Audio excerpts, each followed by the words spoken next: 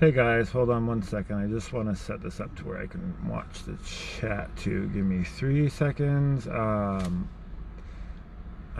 want to talk about something that's pretty important. It actually has to do with the video I just posted not too long ago. I don't know if you guys have seen it yet, but it's a video on how the police are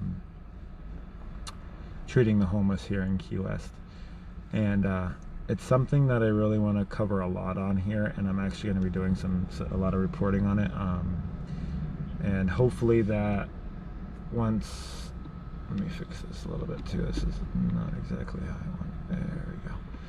Oh, up a little bit more, too much. All right, anyways, so if you haven't seen the video, I really hope you'll go watch the video. This video is it's disturbing and exactly how they treat the homeless here. And my chat is open, so if you have seen it, please tell me how you felt about when you watched that video, because God, I'm so pissed off by it, really, just to be honest. I mean, you can't sugarcoat pissed. I hadn't seen it until today. I've been doing some research. Like I said, before you go do investigating on anything, you really want to make sure you're watching it and stuff, and so you know exactly what's going on. But the way they talk to that woman is so horrible. I mean, so I'm gonna go over it, and if you haven't seen it, I suggest you go watch it. But I'm gonna basically recap my feelings on the video and how I felt when I saw exactly how they treated these people. So the video starts off with the Key West police officers. They're pulling up to the marina area. There's an area where basically it's where the local dinghy dock is. It's basically where everybody brings their skiffs in, and they go in from the dock to their sailboats out that are all either anchored out or they're on a mooring field or whatnot. That's where everybody kind of does their their boat stuff. So it's about 5 blocks from Duval Street, and Duval Street is the main strip. Duval Street's where you have all the bars and all the pretty much you have everything that is tourist attraction right there. But there is quite a few stuff right there down by the marina too. But Duval Street is where everything is mainly happening at. So you have the cop wakes up this one gentleman, and he of course startles him. I mean, anybody gets woke up, which was fine. And the cop was actually towards him at first. I think he was appropriate. I mean, if it's an ordinance that you can't sleep there, I mean, it is technically, probably some type of business private property, and they probably do have signs up or something like that. So my problem isn't that where they were sleeping, it's how they were talked to. So the cop goes up to the guy, and he's wakes him up, asks for his ID, yada yada yada, goes over to the lady, does the same thing. It's 2 officers. Now he tells them as long as there was no warnings that he was gonna they can be on their way. If not, they were gonna go to jail. I guess you get 1 warning here.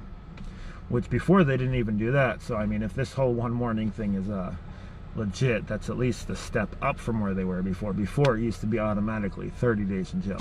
Now this video is from 2018, so I'm not exactly sure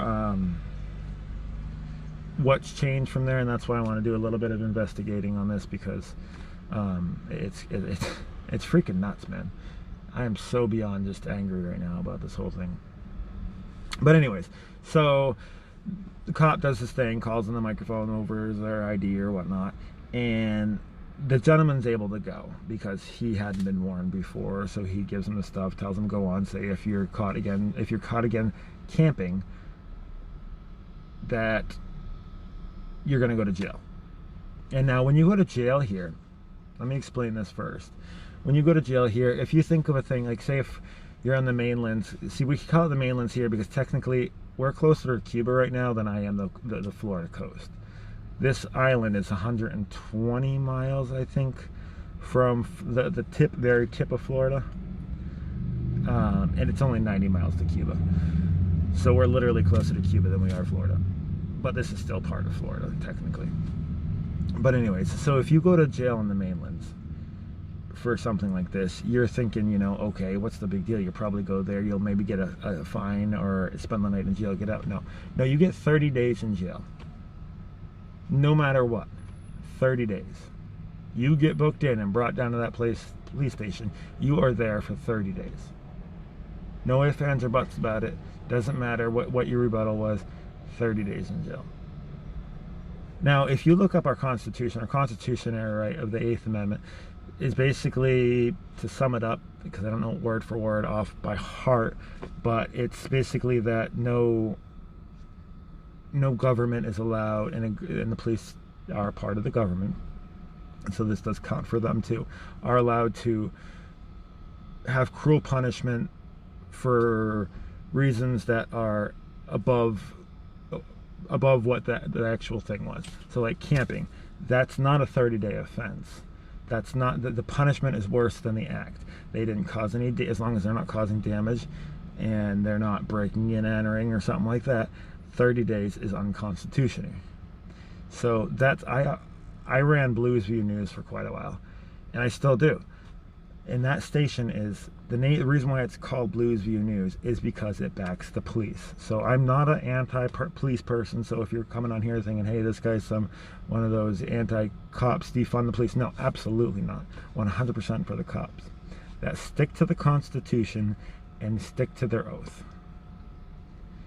And that is definitely not what's being done here. So back to where I was on that. This lady is, you can tell when they're talking to her that she's definitely either got super high anxiety or she's got something going on.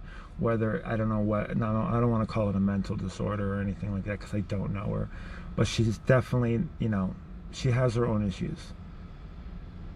And all the when she's like, well, I have to sleep. You know, what am I supposed to do? He's like, well, that's not my problem. Well, in a way, no, it's not his problem. But you're telling me if he loses his house and he wants to go to sleep, he's not going to do the very same thing? People need to sleep. So that's minor compared to what happens next. After he starts talking to her, all that, and it comes back that she has been warned before about camping. He says, you're under arrest. And she automatically starts having a nervous breakdown. Now, she was not resisting arrest in this. She was having a panic attack. And anybody who knows anybody with anxiety knows exactly what she was going through. And they treated her like a criminal when she did it. They told her to put her hands behind her back. And she was like, please just talk to me. She was begging the cops to talk to her. Like, she was like, I'll leave right now. I won't come back here again. I promise. I just want to go. Because she knows she's looking at 30 days in jail right now. I mean, whatever she's got that was left behind, she's going to lose that all. If she had, maybe she had plans for a job. You don't know. They didn't let her talk. Maybe she, had plans to leave. They didn't even give her a chance. Then, as they're arresting her, she's like, stop laughing, it's not funny. And then he looks up at the other cop, and the cop is literally laughing at her beg to not be arrested. The inhumane bullcrap that cop did to that lady, I'm not, like I said, this is from 2008, but if he's still on this force and he's still on the thing, I'm going to blast his name out everywhere. That guy does not deserve a job. You do not laugh at a freaking homeless person just for not wanting to go to jail. Then after that, they go through her stuff. After she's already, the whole video shows it all. And then they were going through her stuff, and he's like, basically, they're like making a huge joke out of it as they're going through her stuff. And he's like, when I get home, I'm gonna have to take 2 showers now because he had to touch some homeless people's stuff. Like, who does that? Who talks to somebody like that? That could have been your mom who lost her house and she's on the freaking streets.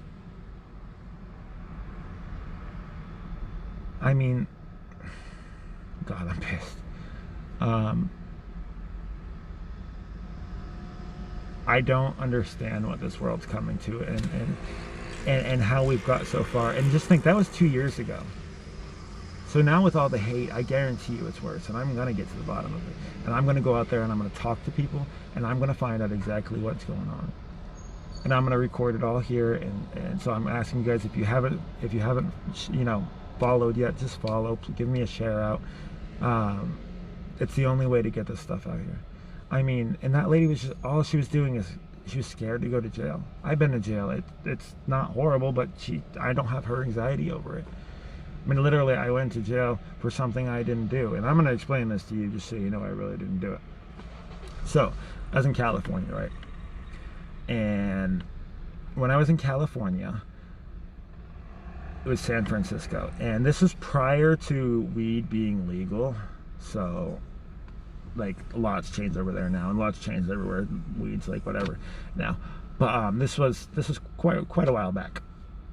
So I'm walking down the street on Haight Street, and Haight Street, if yet nobody knows, that's the main strip down there that goes to like Hippie Park. When Hippie Park is also what's the part, that very large park that is next to the Golden Gate Bridge. So basically, once I get once we're walking down there, and undercover cop, which he didn't know at the time, asks, "Do you have anything for sale?" He says, "I've got an eighth on me." So he tells me that he'll be right back. He knows I don't do this shit. So he's like, "I'm gonna walk down there and sell this to him, and then we'll continue doing our thing." I think we were walking to go get some food. I was actually with somebody at the same time, and she was hanging out, and I was waiting for me with my dog and all that, and for me to go get food, and I never came back, which I'll explain that. Anyways, so they walk about, I don't know, maybe like 2 blocks down the road away from me.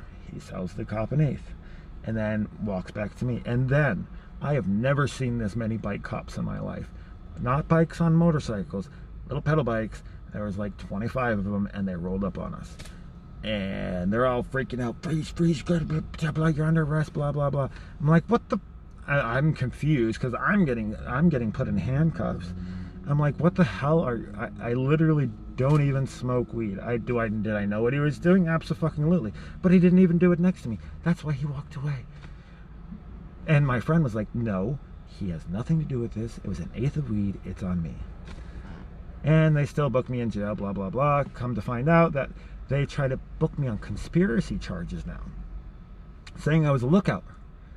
Okay, if I'm a lookout and I didn't notice 25 bicycle cops, I deserve to be fired, because I would be the worst lookout ever, apparently, because I wasn't even looking out. Anyways, so I ended up having to go to court, which is like 2 months later. I got released under my own recognizance. I only did like 3 days. It wasn't very many. Maybe 4, I think, because I got booked on a Friday. I had to spend the weekend in there, and then my court date wasn't until Tuesday because there were so many arrests. I guess they were doing some type of sweeps or something like that. So I ended up having to go on Tuesday. Then they released me on my own recognizance. I went back down to Pennsylvania. I was doing some work down there, and came back from my court date. So I had a district attorney, and so my district attorney looks at me. She's like, "I read your case. This is open and close. This is open, closed, whatever, shut case, whatever. This is bullcrap. You should have never been arrested in the first place." That's what she told me at first. And then she talked to the DA. She's like, "Well, I've got bad news. They want some kind of charges. Somebody's got to do something," because the guy never showed up. I never heard from him after this. He never showed up to court. Nothing. So they're like, they're trying to pin it all on you. I'm like, this is stupid. They're like, "But if you plead no contest to loitering on a sidewalk while attempting to commit a felony," which is a bogus charge. How can you loiter on a sidewalk while attempting to commit a felony? You either commit one or you don't. I mean, you can't, like, attempted burglary. If you go in there with a gun, you're attempting to rob them. Whether you get caught or not, you're still an armed robber. I was literally a guy on a sidewalk standing there. Cool, hit me with a loitering charge. Probably a couple $100 fine. I'd have been fucking fine. No, They made me pay $500 and 1 year unsupervised probation. And if I would have got caught doing anything bad in that year, I'd have been looking at 2 years. I was like, whatever, as long as I can leave California. I told the judge, she's like, do you understand your charges? I was like, no, not really, but as long as I get to leave this stupid state and I don't have to check in with the probation officer, I will pay you right now and I will leave. And then he laughed and told me I had to understand my charges, so I had to go back and talk to the DA. Then she had to explain it to me, which I already told her I knew what it meant, but I told her it was bogus. But I'll go to tell the guy that I understand them. But anyways, like, but some people aren't like that. Some people, I'm from the streets. I understand the streets very well. I know what, you know, I left home when I was 15, man. But some people, you know, can't handle themselves, and they have that. And the way the people talk to people just because they're homeless, it's just sickening. It's freaking sickening. We're all Americans. We don't understand what these people are going through. These could be mothers, fathers, these could be veterans, these could be ex-police officers, these could be ex-millionaires. Now, I'm from Maine, and I don't know how many of you guys are watching from Maine, but everybody from Maine, if they're watching, remembers Calvin. Calvin was homeless, and he was crazy. But before he was crazy and before he got drugged, that man was a freaking genius. And somebody slipped him acid, and he never was the same after. So, I mean, if he was here, he would have been in jail all the time. Literally 30 days after 30 days after 30 days, they would have arrested him every day for something he didn't do and help he didn't get. There was another guy down here who was that was in Key West, and he was rich, but he was mentally incapable of taking care of his own money, so he didn't even want it because he was that out of it. He didn't understand day-to-day life stuff. He'd get up and drink, and that's all he'd do. Because he ended up getting some type of, you know, I don't know, he lost it. There needs to be more, oh,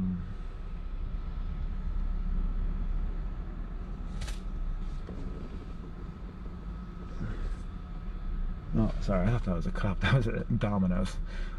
So that's a little bit different than a cop. There needs to be more outreach. There needs to be more things. And their whole excuse of the 30 days in jail is because they have one homeless shelter that seats 150 people. Now, let's do the math. There's an average of 515 homeless people in Key West at all times. That place holds 150.